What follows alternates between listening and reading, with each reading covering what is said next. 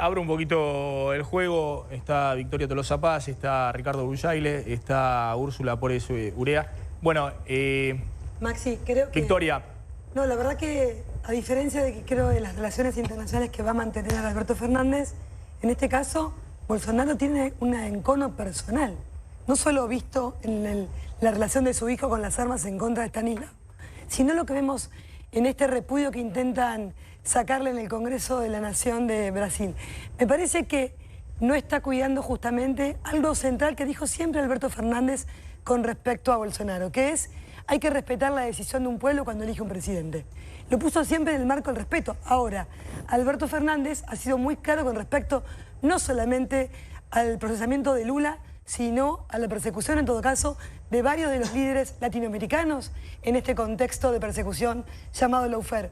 Me parece que Alberto siempre se ha manejado con muchísimo respeto y ha dicho, cuando le han querido sacar en todo caso algún adjetivo descalificativo para Bolsonaro, es siempre: seamos respetuosos. Bolsonaro ganó por la decisión popular de un pueblo. Ahora, en y el tenemos festejo, que mantener en el festejo del domingo, sí, ¿era necesario cuestionar la institucionalidad de Brasil? Aunque tenga razón Alberto Fernández, pero vos estás festejando que sos presidente electo y lo que estás mandando como mensaje a tu principal socio económico, al vecino más grande, es que la justicia no sirve porque está mal preso Lula. ¿Qué necesidad tenía de mojarle la oreja ese domingo 27 de octubre en la noche? La verdad que no, yo no lo sentí así y no lo vengo sintiendo así desde el momento que hizo 2 visitas a Brasil a verlo a Lula en pleno proceso electoral de Argentina. Justamente muestra a un presidente electo que ha sido muy claro durante la campaña y post-campaña y post-resultado de qué piensa este proceso judicial de toda una región. Hizo mención a la persecución de Evo, de Correa,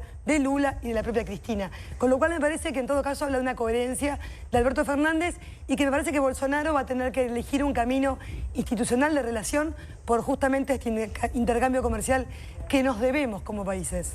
Además, sumemos algo: Bolsonaro ya en los últimos tramos de la campaña, en esta de octubre, ya había declarado que Argentina tenía que elegir bien, que Argentina tenía que elegir Cambiemos, digamos, no dando el nombre y apellido del entonces candidato Mauricio Macri, sino Argentina tiene que elegir bien o se pudre todo. Siempre en la campaña, en las PASO y en octubre, había tenido declaraciones públicas bastante cuestionables.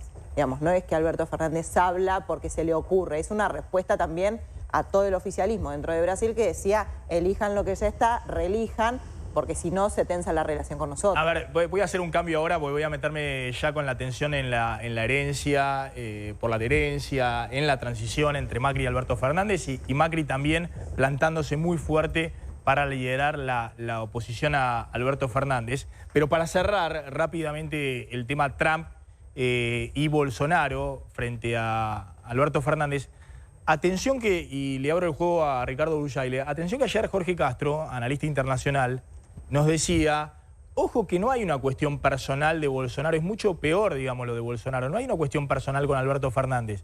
Bolsonaro tiene una estrategia económica de abrir el Mercosur, de bajar el arancel externo común del Mercosur, quiere ir a un acuerdo de libre comercio con Estados Unidos, fortalecer el acuerdo de libre comercio, implementarlo con Europa. Bolsonaro va a una economía muy abierta, y nos decía que convoca reunión del Mercosur 5 días antes de la asunción de Alberto Fernández, el 5 de diciembre, para, si no hay un acuerdo respecto a bajar el arancel externo común del Mercosur, es decir, la protección que tiene el Mercosur frente al resto del mundo, cosa que Argentina obviamente se va a oponer, porque tiene sectores que tiene que proteger, entre ellos, por ejemplo, el sector automotriz, textiles, metalmecánica y demás. Bolsonaro se prepara a denunciar el Mercosur y a decir, bueno, que quede como unión aduanera, cero de aranceles dentro del Mercosur, pero unilateralmente hace su propia política económica. Es decir, tiene un proyecto económico, de modelo económico, muy distinto al que piensa implementar Alberto Fernández. Y eso es un problema para la Argentina. Es un problema grave. Lo hubiese sido también para Macri, porque aunque Macri ideológicamente iba a esa idea, lo que pasa es que ¿cómo podés ir a un Mercosur mucho más abierto, una Argentina mucho más abierta, con tasas de interés del 60%, el dólar que te va para un lado, la inflación del 55%, los impuestos que tiene Argentina? Es decir, Argentina no puede competir con nadie en estas condiciones, porque no tiene el más mínima certidumbre de qué va a pasar dentro de un mes.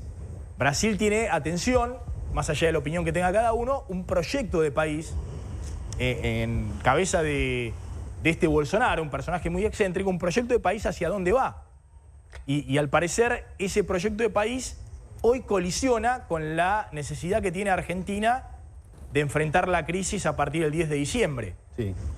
Hoy está la noticia de la apertura del mercado de 750.000 toneladas de trigo a Estados Unidos. Bueno, justamente, Es decir, eso nosotros durante... Es decir, Brasil abre la compra de mercado de trigo a Estados Unidos. Había un acuerdo Primicia previo... nuestra, Maxi. Darle crédito al equipo. Que lo habías anticipado, sí.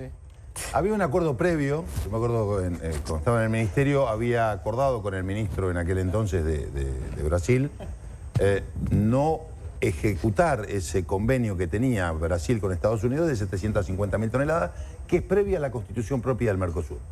Eso a nosotros, sin arancel externo común, nos ponía en desventaja. Hasta ahora eso no había sucedido.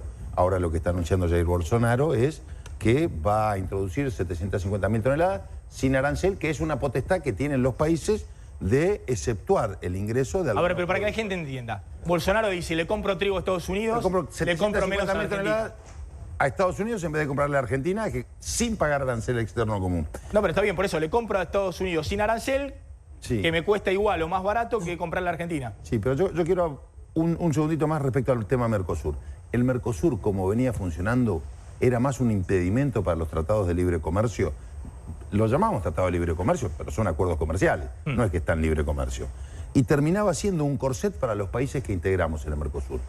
Nosotros veíamos con beneplácito la posibilidad de renegociar y de potenciar el Mercosur a través de negociaciones con otros bloques, ¿no? Con la Unión Europea, Sí, con de todas China. maneras, a ver, Ricardo, vos en general siempre has tenido también una visión de caminar un poco la calle, no estar en el despacho claro. del funcionario en los últimos 4 años. De hecho, te has ido hace cuánto? Hace 2 años. Hace 2 años del gobierno de Macri. Y lo que muchos cuestionaban es, vos podés tener una idea hacia dónde vas, los acuerdos de libre comercio con los países. Ahora, si Argentina es un desastre en términos cambiarios, de tasa de interés, de reglas de juego permanente, no podés ir a ningún acuerdo con nadie porque no sos competitivo con nadie. Así es. Porque un día sos competitivo porque tenés el dólar recontra alto y dentro de 6 meses te lo comió la inflación y si no volvés a devaluar, te fuiste de todos los mercados. Entonces, Argentina hoy no puede competir en el mediano plazo con nadie. Primero tiene que ordenar su economía y después empezar a competir. No, absolutamente de acuerdo. Argentina tiene que organizar su competitividad interna para salir a competir hacia afuera.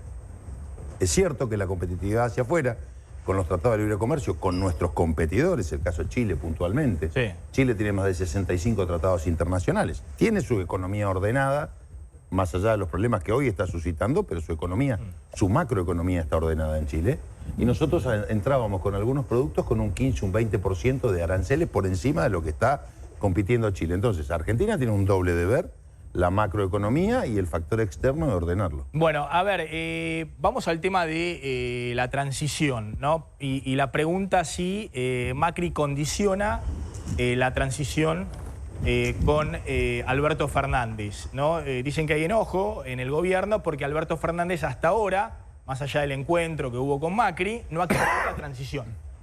Y ahora también vamos a hablar de la herencia. Recuérdenme eso, que tenemos el tema de la herencia de cruce muy duro por el tema de la herencia. Ahora vamos a ver, porque hay un decreto que firma Macri y que lo obliga a Alberto Fernández a mostrar, bueno, a ver los funcionarios que va a tener en cada área. A ver, ¿a quién vas a tener en el Ministerio de Economía? ¿A quién vas a tener el presidente del Banco Central? ¿En la FIP? ¿A quién vas a tener en la UIF? En la unidad antilavado. Mostrame porque tienen que ir los funcionarios tuyos o los que vos vas a designar a ver los números que le van a mostrar los funcionarios que están saliendo. Ahora lo va a contar Carlos González Prieto. Pero fíjense el cruce muy fuerte por la herencia. De nuevo, suben la tensión por el tema de la herencia. ¿Qué tenemos con este tema de la herencia? Ah, bueno, lo que dijo Alberto. ¿Qué dijo Alberto? Aunque Marcos Peña y sus inefables funcionarios escriban absurdos informes y presenten una Argentina que no existe, cada día que pase la realidad descubre sus mentiras. Pasa que acá, Maxi, están... ¿Por qué dijo esto? Pues contemos la información y después demos nuestra interpretación. Ahí tienen objetivos absolutamente contrapuestos. Por un lado, el gobierno, con un paper que preparó, ¿no?, de 8 puntos, donde de alguna manera dicen, este es el estado de situación en el que entregamos el país y lo compara con el 2015, ¿no? Bueno, eso... para ordenar un poquito, ahora me contás. Mostremos primero el documento que había hecho Marcos Peña con Lacunza, el ministro de Economía, diciendo dos frases muy provocativas, muy insinuantes. Las tenemos ahí, las frases: que Argentina está en el momento para poder crecer, que está en un momento donde está en buenas condiciones para despegar, para que el 2020 sea un año de crecimiento. A ver si tenemos la frase. A fin de 2019, el país está listo para crecer, sin magia, sin mentira, sin ficción, gracias al esfuerzo de los argentinos de todos estos años. Hemos revertido la herencia del 2015. Y es un latiguillo que... Pero para que terminemos de contar la historia, porque si no me vuelvo loco, no puedo terminar de contar la historia. Hemos revertido la herencia de 2015. Está diciendo, teníamos una herencia muy pesada, la revertimos, ahora, esto es así, está en el documento. Argentina está listo para crecer. Y después dice el documento, el punto de partida para 2020 es mucho más sano. Diciendo, le dejamos a Alberto Fernández una situación mejor porque revertimos la herencia del kirchnerismo. Sobre esto sale Alberto Fernández, muy duro, a poner este tuit, sale a poner el tuit en el cual dice que aunque Marquitos Peña y sus inefables funcionarios escriban absurdos informes y presenten una Argentina que no existe, cada día que pasa, la realidad descubre sus mentiras. Este es el país que nos dejan, y cita los datos de septiembre de 2019, caída de construcción 8,5%, caída de industria 5,1%. Este es el resumen del cruce que hay. Ahora vamos a discutir un poco si Argentina está en una situación mucho más sana que en el 2015 para crecer. Ahora es lógico, ¿no?, que Macri diga lo que dice y que Alberto diga lo que dice. En ese contexto, no solamente fue un documento el de Marcos Peña, sino que vos escuchás a todos los funcionarios que van a los canales de televisión, e incluso ayer el presidente Mauricio Macri, el aniversario de un importante diario argentino, siguiendo la línea discursiva del paper de Marcos Peña, es decir, rescatando los logros de estos 4 años, más allá de la crisis económica, haciendo pie en lo que consideran que fue un salto no solamente institucional, sino en lo económico, lo que ellos consideran, no te digo que sea así, una especie de trabajo sucio que había que hacer y se terminó haciendo, y tuvo un efecto colateral nocivo que terminó haciendo que pierdan la elección. Pero ajustaron tarifas, dicen ellos, salieron del cepo, hacen mucho hincapié en el déficit, en haber bajado el déficit. Del cepo y volvimos al cepo. Y volvimos al cepo, pues yo soy el mensajero, Max. No, pero por eso no me digas salimos del cepo, porque salimos del cepo y volvimos al cepo. Bueno, pero es lo que dicen ellos, y además dicen que el cepo era distinto, que había una brecha tremenda entre el blue y el oficial. Bueno, son argumentos de las partes, pero en lo que sí, y ahí esto me llamó la atención, festejó Mauricio Macri tratando de buscar vasos comunicantes, no en lo que están en contra con Alberto. En declaraciones de Alberto... Primero, sí. Ahora hablamos de los vasos comunicantes y demás. Sí. Ahora estamos contando el cruce que hay por la herencia. ¿Sí? Y bueno, pero eso es lógico. Alberto, que dice que esto es tierra arrasada, bueno, lo dice Axel Kicillof, pero dice que es un desastre lo que dejaron, y los que se están yendo que dicen que lo que dejan es mucho mejor que lo del 2015. Me parece que no escapa la lógica. Pero con un crecimiento de con un crecimiento de la pobreza desde 2016, con el INDEC de Macri, no vamos a hablar del INDEC donde todos vivíamos mejor que Alemania, con un 28% en 2016 a un 35% en 2019, datos de septiembre de 2019, con una recesión que ya viene desde 2018. Es difícil pensar que estamos mejor que lo que era en 2015. No hay datos contrastables con 2015. Lo que es muy interesante... Pero la herencia no está mucho mejor, y Alberto no cree tanto en este discurso, más allá de lo que digan públicamente. La gran discusión de la herencia y la transición ordenada, que ya vimos que no es ordenada para nada, es que hubo una sola reunión. Se vieron las caras, se sacaron la foto y se acabó la historia ahí. No creen en los propios papers internos, no lo que dan a conocer a los medios, en los propios papers internos que comparten los equipos. Con lo cual, Alberto tampoco va a querer, ni por más que haya un decreto o lo que sea, adelantar quiénes van a ser los candidatos a integrar el gabinete. Porque lo que no quiere es dar una sensación de cogobierno. Claro. No quiere que el día de mañana digan el presidente del Central es este, el dólar se dispare, pase algo, haya alguna corrida, si es que hubiera, y que después le De ataquen hecho, a Maxi, Alberto. perdóname, Macri en el 2015... La herencia no está mucho mejor que 2015. Macri para en el nada. 2015, por ahí lo recuerda el exministro Ricardo Burjaile, el gabinete lo anunció el 28 de noviembre. Y hay que una asumía enorme, también el Maxi, 10 de hay una diciembre. enorme Bueno, es lo que va a hacer desconfianza, Alberto. hay una enorme desconfianza de los semana de equipos de noviembre. Alberto Fernández para el gobierno. Un dato, por ejemplo, ¿sabes a quién le piden los datos de la deuda, los números de la deuda? A las consultoras privadas de la Citi. No le piden a los funcionarios para que le pasen, pero lo lógico sería pedir a los funcionarios los datos, no, se los piden a las consultoras privadas porque hay una enorme desconfianza. No le creen. Entonces, el mismo Alberto ayer dijo, No, está ¿para bien, qué pero nos no vamos a hablemos de- reunir? pará, ¿Qué yo dijo quiero Alberto? rememorar- ¿Para qué nos vamos a reunir? No quiero meter ese tema, Ah. No quiero meter ese tema. No introduzcamos cualquier, ¿viste? Porque si no ya estamos en cualquiera. A ver, acá hay un INDEC. Ahora resulta, a ver, esta es la locura, ¿no? Ahora resulta que uno cita los datos del INDEC del último año y te salen los militantes del macrismo a decir sos golpista, esto que lo otro, pues citar los números del INDEC. Y si Alberto Fernández no cree en los números oficiales, que vaya a ver los números del INDEC, que vaya a ver los números de las reparticiones, esos números están. A diferencia de lo que pasaba con el kirchnerismo, que habían truchado muchos números, hoy los números están. Pues vamos a hacer un análisis objetivo de la herencia pesadísima que dejó Cristina, una herencia muy brava en términos económicos, que requería de gente muy capaz para salir de esa herencia, y evidentemente esa gente muy capaz no estuvo presente en el gobierno en los últimos 4 años. Por esa herencia muy pesada que dejó Cristina, además de la truchada del INDEC y demás, de los números de fondo, digamos, de la realidad, de lo que era esa herencia, en términos de cepo, inflación, una situación muy compleja porque te había parecido un déficit fiscal muy grande por el tema de los subsidios, las tarifas. El superávit comercial se te había transformado en déficit comercial porque te habías comido todo el colchón cambiario que había recibido Néstor Kirchner en el 2003 o Cristina en el 2007 y dejaste la economía con atraso cambiario, que es una situación muy delicada de salir para la economía argentina.